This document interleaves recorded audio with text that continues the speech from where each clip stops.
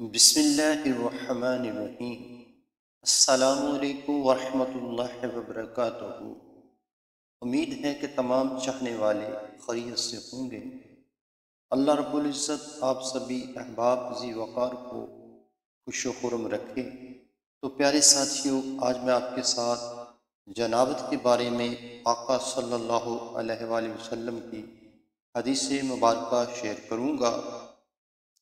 قتیبہ بن سعید لائث نافع ابن عمر رضی اللہ تعالیٰ عنہ سے روایت کرتے ہیں کہ عمر بن خطاب رضی اللہ تعالیٰ رسول اللہ صلی اللہ علیہ وآلہ وسلم سے پوچھا کہ کیا ہم میں سے کوئی بحالت جنابت سو سکتا ہے؟ آپ صلی اللہ علیہ وسلم نے فرمایا، ہاں، جب تم میں سے کوئی جنبی ہو تو وضو کر لے اور سو جائے۔ یحییٰ بن بقی، لیث، عبید اللہ بن ابو جعفر، محمد بن عبد الرحمن اور وہ حضرت عائشہ رضی اللہ تعالی عنہا روایت کرتی ہیں کہ جب رسول اللہ صلی اللہ علیہ وآلہ وسلم بحالت جنابت سونے کا ارادہ کرتے تو اپنی شرمگاہ کو دھو ڈالتے اور نماز کی طرح وضو کر لیتے تھے۔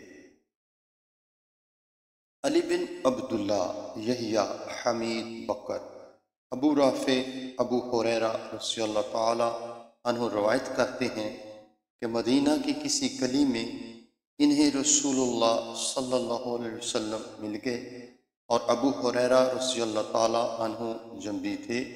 وہ کہتے ہیں کہ میں آپ صلی اللہ علیہ وآلہ وسلم سے علیحدہ ہو گیا اور جا کر غسل کیا، پھر آیا تو آپ صلی اللہ علیہ وآلہ وسلم نے فرمایا کہ ابو ہریرہ تم کہاں چلے گئے تھے؟ ابو ہریرہ رضی اللہ تعالی عنہ نے کہا کہ میں جنبی تھا اور ناپاکی کی حالت میں تھا، میں آپ کے پاس بیٹھنا مناسب نہیں سمجھتا تھا۔ آپ صلی اللہ علیہ وآلہ وسلم نے فرمایا، سبحان اللہ، مومن کسی حال میں نجس نہیں ہوتا۔